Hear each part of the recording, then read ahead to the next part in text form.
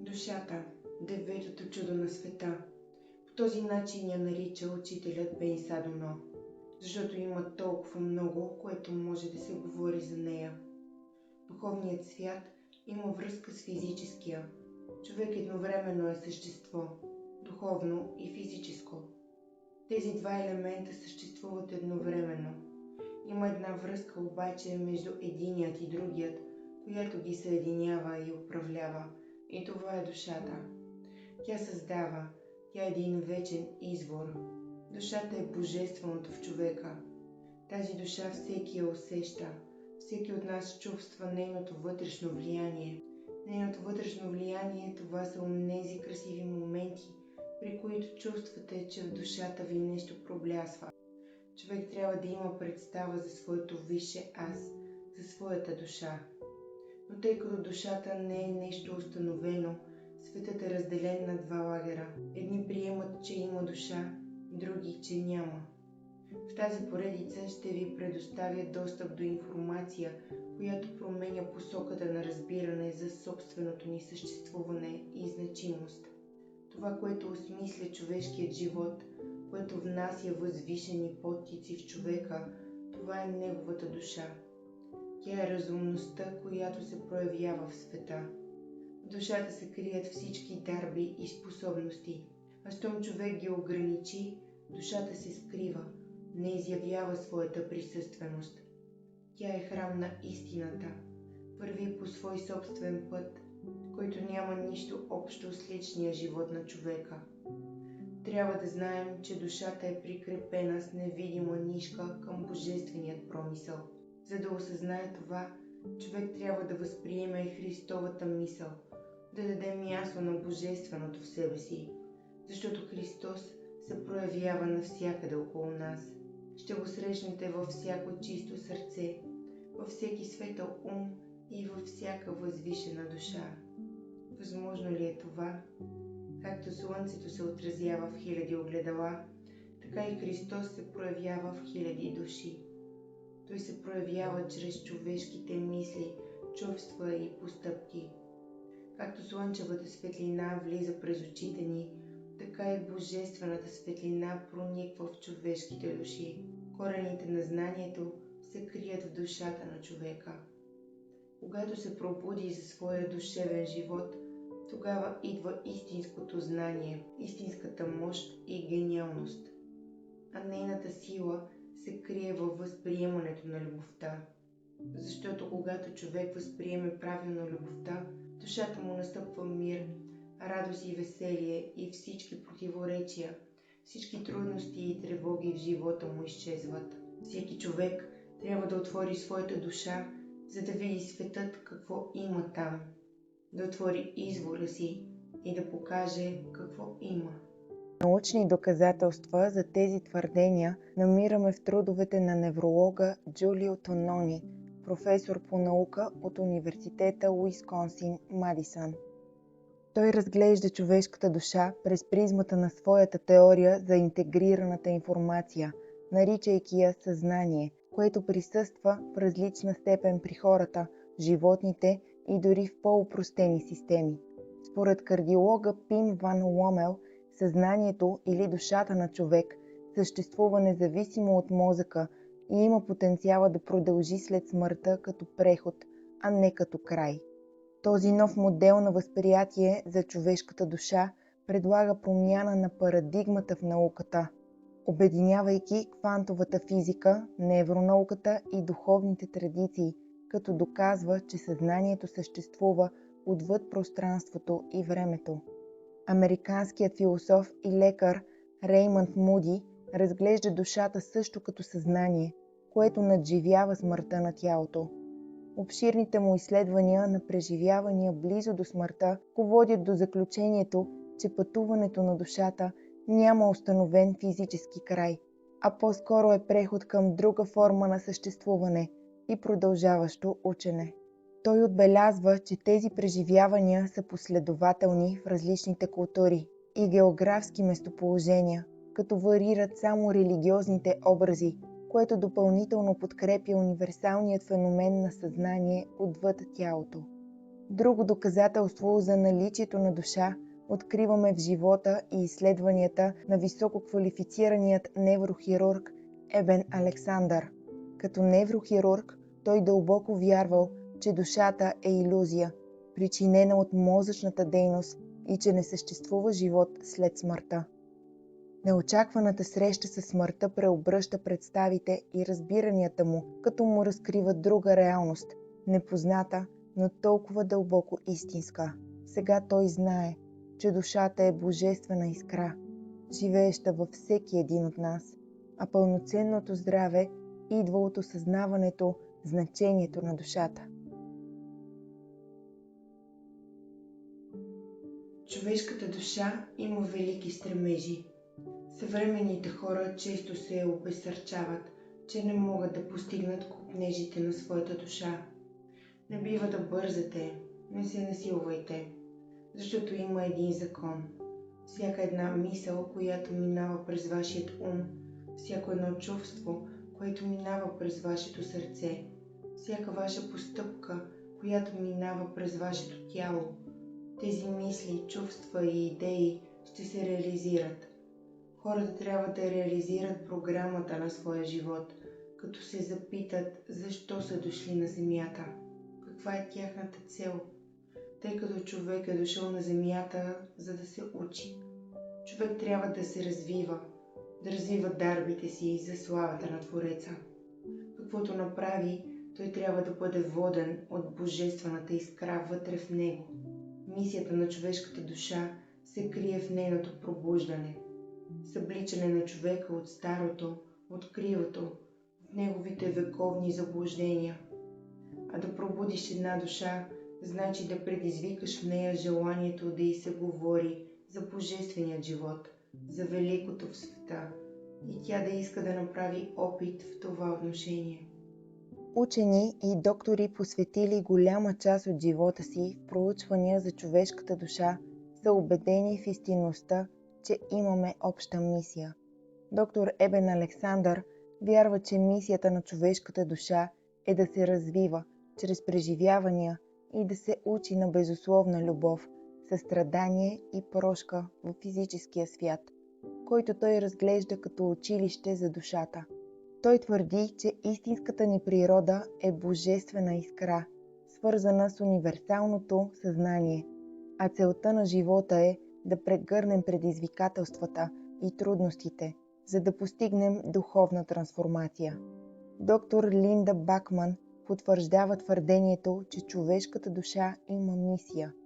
Според нея, осъзнаването на подобна информация ни предоставя възможността да познаем нашата чистота като малка проява на любовта, закодирана вътре в нас.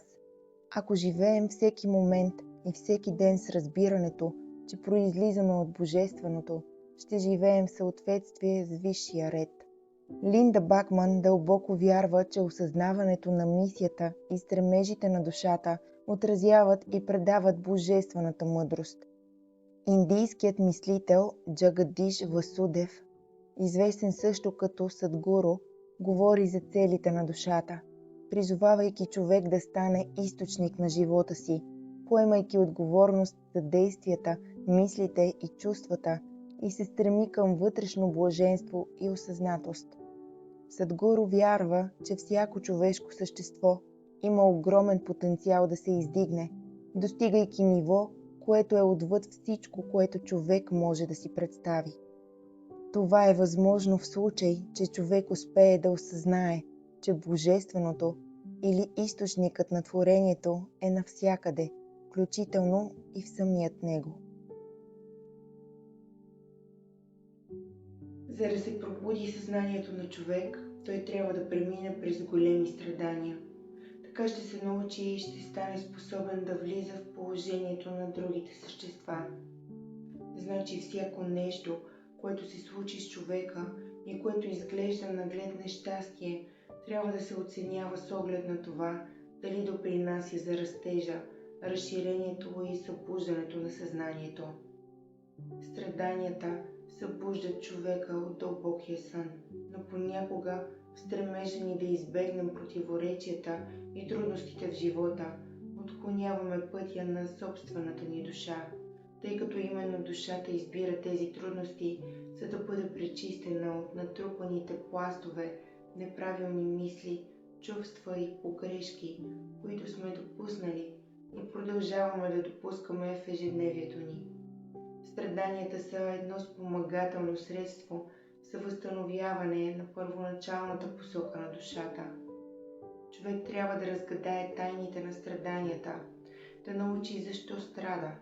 Трябва да счита, че за сега страданието, трудностите са една особена привилегия и щастие, защото опитността, която придобиваш чрез тях, струва много повече. Придобиваш знание, което струва твърде много. Тази опитност влиза като златна нишка в процеса на твоето развитие, на развитието на душата ти и изиграва своята работа. Не може да отклоним пътя на душата си, може единствено да я забавим за известно време. Но трудностите, които е избрала, независимо в каква степен ще бъдат проявени в живота ни, ще настъпят. Защо хората трябва да страдат? За да се научат какво е любовта. А когато тя настъпи, заличава всички противоречия и нещастия. Любовта има онази способност да превръща страданията на минало и настояще в велика симфония на душата, в велика хармония. Озлоблението, срамът, ревността, омразата – това са състояния, от които душата иска да се освободи. И като нейн помощник идва любовта. Преминавайки през различни страдания в живота си, ние имаме избора да използваме неизменните методи на любовта и да бъдем нейни проводници. Само по този начин съществува потенциала да преодолеем всички препятствия по пътя ни. Силата на човешката душа седи във възприемане на любовта. Когато човек възприеме правилно любовта, в душата му настава мир, радост и веселие и всички противоречия в живота му изчезват. Тайлър Вандър Уил, професор по епидемиология в Харвардския университет, твърди, че погрешното разбиране за понятието страдание е заплаха за личността на човек. То може да застраши възприятията за бъдещето, възможността за постигане на различни цели и преследване на различни задачи, или може да представлява пълно нарушаване на модела и взаимоотношенията в ежедневието на човек. Професор Уил предоставя редици емпирични изследователски резултати, насочени към мерките на страдание, и доказва, че онези хора, които преживяват и разбират страданията в живота си, стигат до етап, в който освен причинена болка и дисхармония, им предоставя възможност за посттравматичен растеж. Или с други думи, възможност за по-голяма осъзната оценка за живота и променени приоритети, по-близки взаимоотношения, нови етапи за духовно развитие и придобиване на сила. Страданието има скрит замисъл да провокира човек към духовна ангажираност. Ако то бъде прието, несъмнено ще доведе до изясняване и пречистване на желанията на човек за това, което е най-важно – общуване с Божественото. Развитието на характера чрез страдание в духовен контекст може само по себе си да бъде средство за доближаване до това, което човек трябва да бъде, или до Бог. По този начин човешкото съзнание ще придобие достъп до ресурси за разбиране и намиране на смисъл в контекста на страданието и ще постигне по-висшите цели на душата си. Изследвания за човешкото страдание, предоставени от професор Роналд Грин и Натан Палпант в университета Оксфорд, са разгледани през будистката концепция за понятието страдание. То не е просто неприятно чувство. По-скоро то се отнася най-дълбоко до основната уязвимост или способност за страдание и болка поради погрешно разбиране на природата на реалността. В Института за духовност и клинична психология в Колумбийският университет доктор Фабио Марковски и доктор Лиза Милър представят изследване, базирано на въздействието на любовта върху човешкото развитие. Според тях, религиозната любов се очертава като най-силният фактор, променящ състоянието на човек. Изследванията им показват, че хората, които имат вяра в висшата сила, казват по-голяма благодарност и удовлетвореност от живота. Проявената любов и положителни възприятия за Бог демонстрират стабилни и последователни по-високи нива на смисъл и цел в живота им, които несъмнено премахват условията за страдание. В противен случай в човешката душа настъпва известен застой, в очакване да бъде преодолян.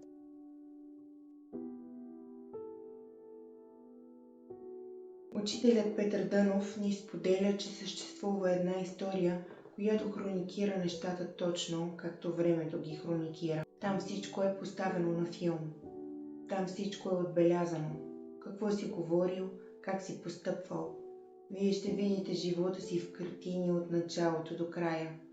Вие ще видите как сте родени, в какъв дом, кой е бил баща ви и коя майка ви, през какви перипетии и трудности сте минали. На този екран вие ще видите и добрите работи, които сте правили, и лошите, и по този начин ще можете да се оправите. Като видите погрешките си, ще разберете, че много неща не са били така, както вие сте ги мислили.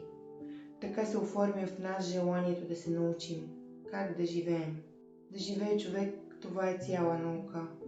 Важното е как трябва да се живее. Трябва да се изучават законите на живота. Защото досега човека се е учил как да се осъждат хората. Сега трябва да започне да търси, да изучава доброто в тях, да приеме правилото, че единствено Бог е над него, а всички други са равни с него. Понякога мислим, че някой седи по-високо от нас, че е по-умен, по-успешен, по-здрав и по-щастлив от нас. Но в тези сравнения се губи смисъла на живота.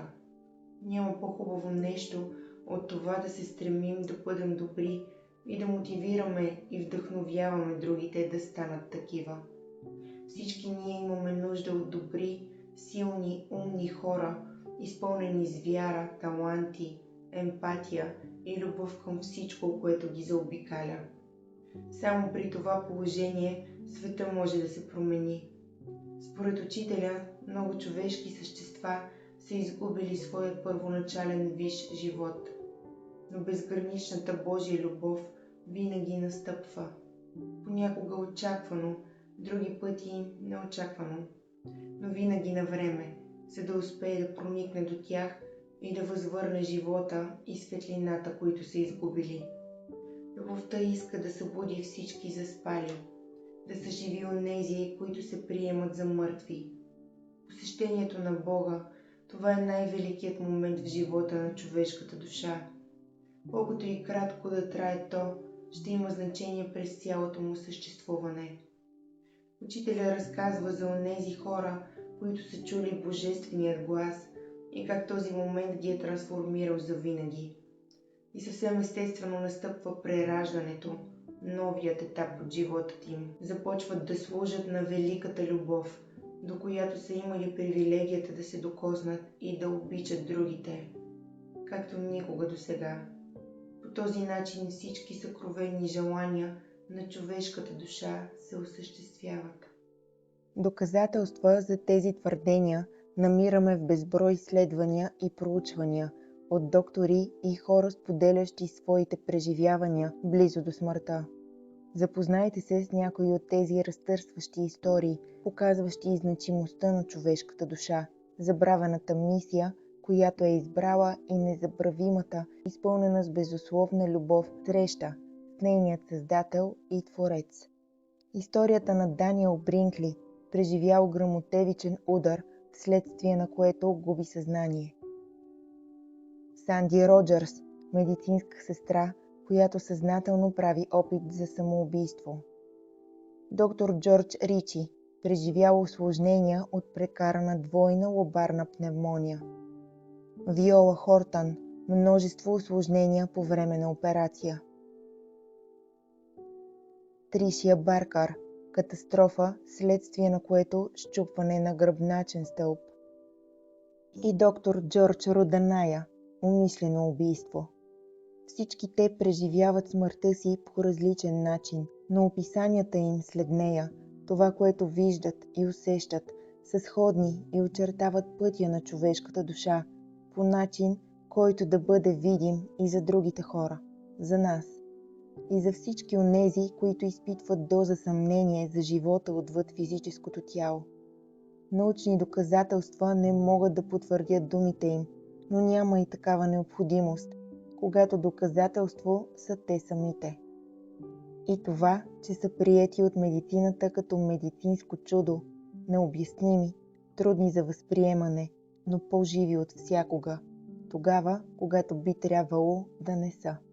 Всички те се връщат назад и си спомнят настъпването на собствената си смърт, излизането от физическото им тяло и новото зрително възприятие, което имат.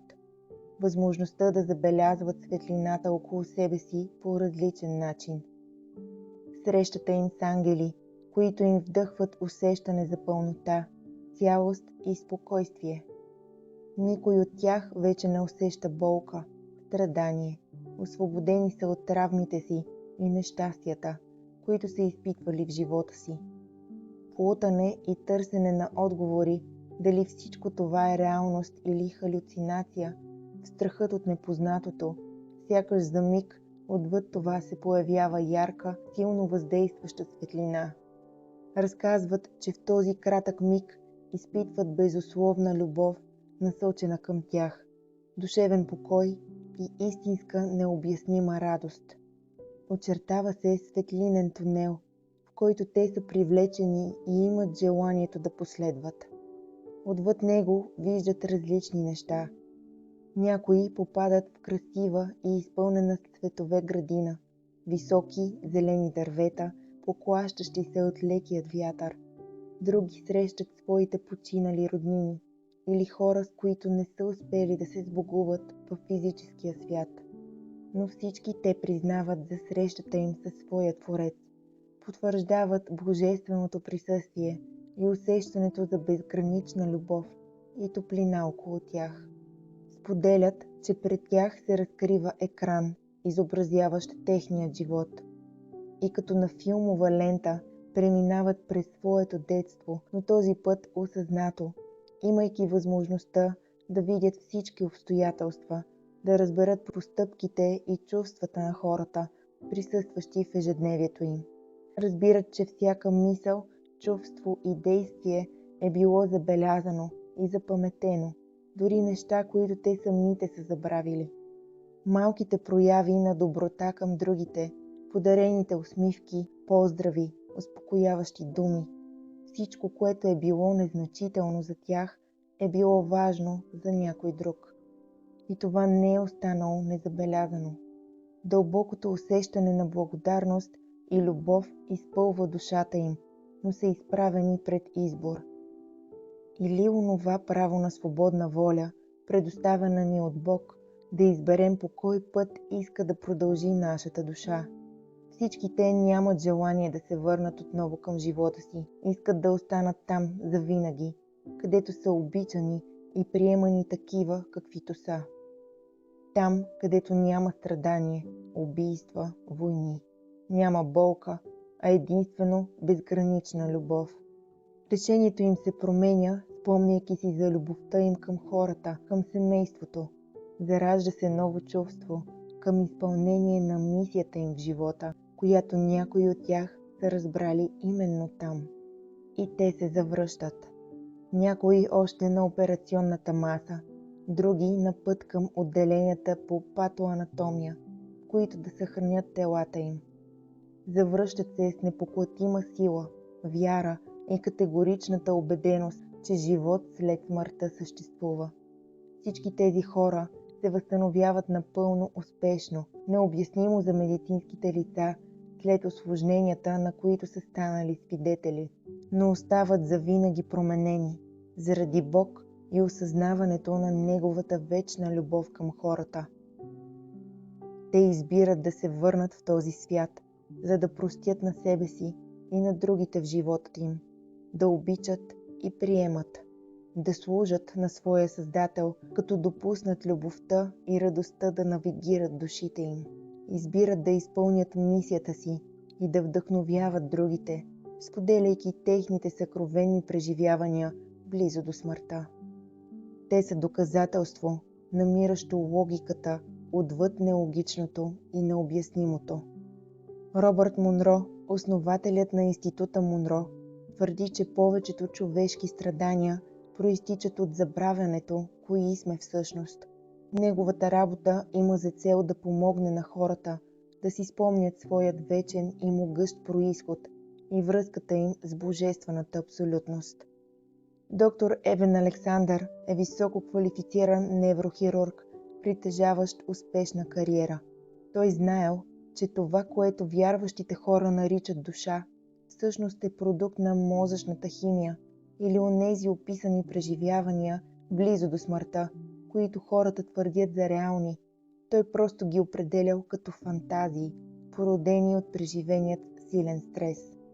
След неочаквано рядко заболяване, настъпило в живота му, обхващащо част от мозъчната му активност, контролираща мисълта и емоциите му, причинява на доктор Александър състояние на дълбока кома, продължаваща 7 дни. Противно на очакванията на медицината да оцелее, той се завръща в съзнание. Възстановяването му е определено като медицинско чудо, но истинското чудо на неговата история се крие другаде. Докато физическото му тяло е било в кома, неговата душа е поела на пътешествие, което го среща, по негови думи, с божественият източник на Вселената. И ако допреди този инцидент той е отричал вярата в божественото, днес той е лекар, който вярва, че истинското здраве и пълноценен живот могат да бъдат постигнати само когато осъзнаем, че Бог и душата са реални и никой не бива да пренебрегва или оспорва тази истина.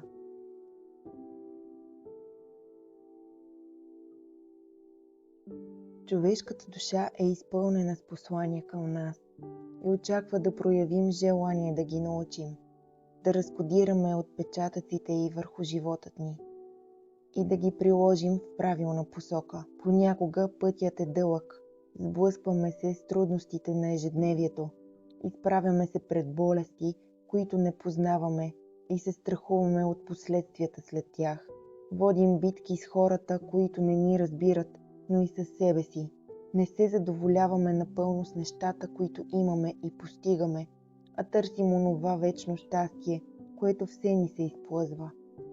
Не си спестяваме лошите мисли в ума ни, но пестим усмивките на лицата си. Опитваме се да не ограничаваме различията на хората около нас, но поставяме в рамка собствените си вярвания и стремежи.